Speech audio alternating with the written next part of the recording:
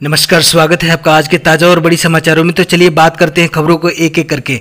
अगर इससे पहले कि आप हमारे चैनल पर नए हैं तो चैनल को सब्सक्राइब करके बेल आइकन को दबा दें ताकि सभी प्रकार के लेटेस्ट न्यूज की जानकारी मिलती रहे। हाथरस कांड में आरोपियों के समर्थन में उतरा स्वर्ण समाज, सीबीआई जांच का किया स्वागत।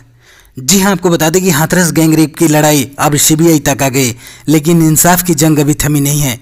उधर रविवार को हाथरस के बसंत बाग स्थित पूर्व विधायक राजवीर पहलवान के आवास पर पहले तय पंचायत शुरू हुई। पंचायत में कई लोग उमड़े। पूर्व विधायक के आवास पर शुरू हुई इस पंचायत में हाथरस मामले को लेकर कई अहम बातें रखी गई। पंचायत में क्षेत्र के स्वर्ण समाज के लोग भी इकट्ठा हुए। पंचायत के दौरान स्वर्ण समाज के लोगों ने पुलिस द्वारा गिरफ्तार किए गए लोगों को निर्दोष बताया है। वहीं सीएम योगी के सीबीआई जांच की सिफारिश वाले फैसले का स्वर्ण समाज के लोगों ने स्वागत भी किया। घटना के बाद पीड़ित परिवार से मुलाकात करने पहुंचे सपा प्रदेश अध्यक्ष निजाम मलिक द्वारा आरोपियों के सर काटने पर 1 करोड़ की राशि देने की बात को लेकर स्वर्ण समाज के लोगों में विरोध है। दरअसल लगातार आरोपियों के खिलाफ हुई कार्रवाई को लेकर स्वर्ण समाज के लोगों का धरना प्रदर्शन जारी है। पीड़ित परिवार पर लगाए गए गंभीर आरोप मीडिया के खिलाफ भी स्वर्ण समाज में आक्रोश देखा गया। गांव में पुलिस का सख्त पहरा है। अब हाथरस कांड की जांच सीबीआई के हवाले करने की तैयारी है। योगी सरकार ने केंद्र सरकार से इस बात की सिफारिश की है, लेकिन पीड़ित परिवार सीबीआई जांच की सिफारिश से संतुष्ट नहीं है।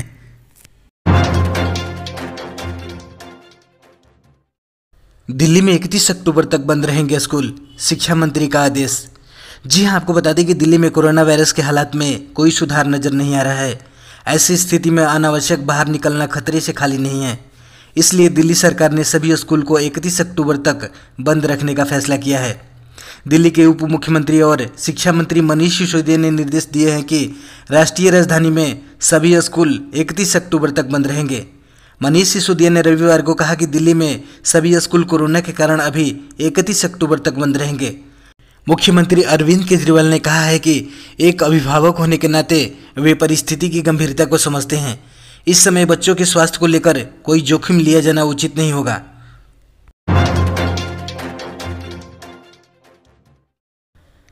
कृषि कानून पर राहुल गांधी का बड़ा ऐलान, कहा जिस दिन सत्ता में आएंगे डस्टबिन में फेंक देंगे तीनों कानून। जी हां, आपको बता दें कि कांग्रेस नेता राहुल गांधी ने नए कृषि कानूनों के खिलाफ केंद्र सरकार के खिलाफ एक बार फिर हमला बोला है। पंजाब के मोगा में खेती बचाओ यात्रा को संबोधित करते हुए राहुल गांधी ने कहा कि अगर सरकार को यह बिल पास करना ही था तो पहले लोकसभा और राज्यसभा में चर्चा करनी चाहिए थी। राहुल गांधी ने कहा कि वे किसानों को गारंटी देना चाहते हैं कि जिस दिन कांग्रेस सत्ता में आई उस दिन इन 3 कानूनों को खत्म कर देगी और इसे कानूनों की कूड़ेदान में फेंक देगी। कांग्रेस नेता ने कहा कि वे पंजाब के किसानों को भरोसा दिलाना चाहते हैं कि कांग्रेस देश के किसानों के साथ खड़ी है और कांग्रेस 1 इंच भी पीछे अपने वादे से नहीं हटने वाली है। राहुल गांधी ने कहा कि नरेंद्र मोदी सरकार एमएसपी को खत्म करना चाहती है और चाहती है कि खेती का पूरा बाजार अंबानी अडानी के हवाले कर दिया जाए, लेकिन कांग्रेस पार्टी ऐसा होने नहीं देगी। बिहार चुनाव में बीजेपी जेडीयू में सील हो गई डील, 50-50 के फॉर्मूले पर नीतीश कुमार हुए राजी। जी हां, आपको बता दें कि बिहार में महागठबंधन की सीट बंटवारे के बाद आज एनडीए में भी हिस्सेदारी का ऐलान संभव है। सूत्रों के मुताबिक बीजेपी और जेडीयू के बीच सीट बंटवारे को लेकर डील सेट हो गई है।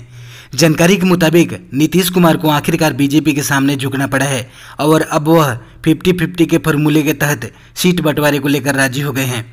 तय फॉर्मूले के मुताबिक जेडीयू 122 सीट पर और भारतीय जनता पार्टी 121 सीटों पर चुनाव लड़ेगी।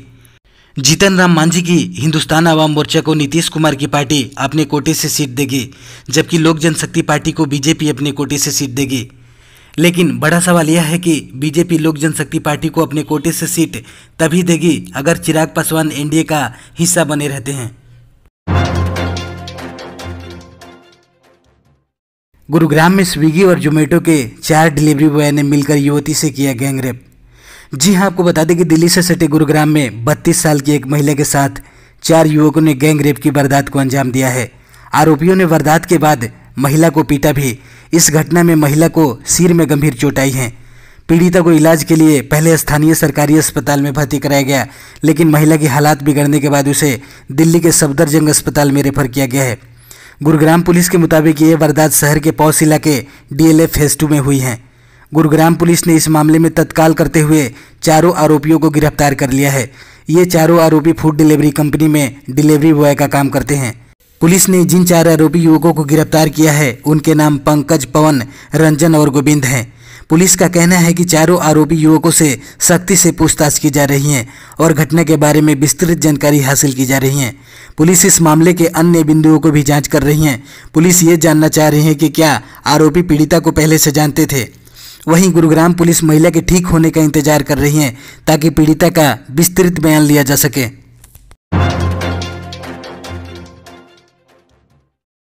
आरजेडी के पूर्व प्रदेश सचिव की हत्या, तेजस्वी पर लगाया था टिकट के बदले 50 लाख रुपए मांगने का आरोप। जी हां, आपको बता दें कि तेजस्वी यादव पर टिकट के बदले 50 लाख रुपए मांगने और जातिगत टिप्पणी करने का आरोप लगाने वाले आरजेडी के पूर्व प्रदेश सचिव शक्ति मलिक की गोली मारकर हत्या कर दी गई। घटना रविवार सुबह 3 बजे की बताई जा रही है। नकाबपोश बदमाश शक्ति मलिक के घर में घुसे और ताबड़तोड़ फायरिंग शुरू कर दी। इसके बाद हमलावर मौके से फरार हो गए। शक्ति मलिक को अस्पताल ले जाया गया, जहां डॉक्टरों ने उन्हें मृत घोषित कर दिया। घटना के समय उनके घर पर उनकी पत्नी, बच्चे और ड्राइवर मौजूद थे। ताबड़तोड़ गोलियां चलाने के बाद हमलावर मौके से फरार हो गए और आनन फानन में शक्ति को सदर अस्पताल ले जाया गया, जहां डॉक्टरों ने उन्हें मृत घोषित कर दिया।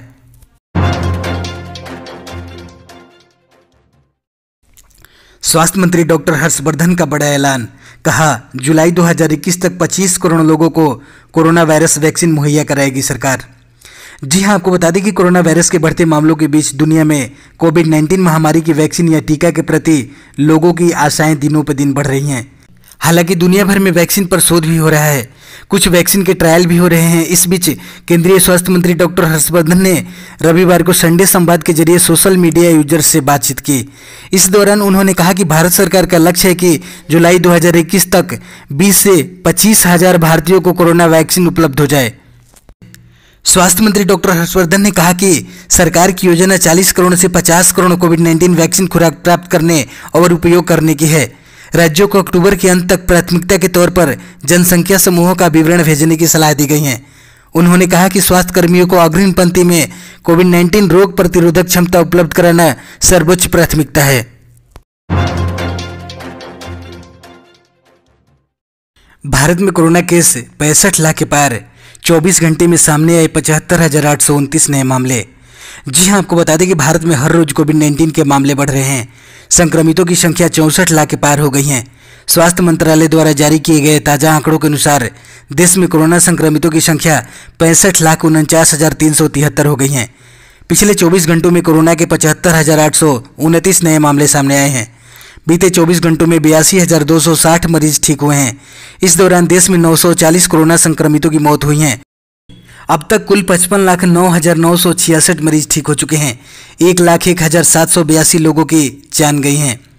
9,37,665 एक्टिव केस हैं। रिकवरी रेट की बात करें तो यह मामूली बढ़त के बाद 84.12% पर पहुंच गया है।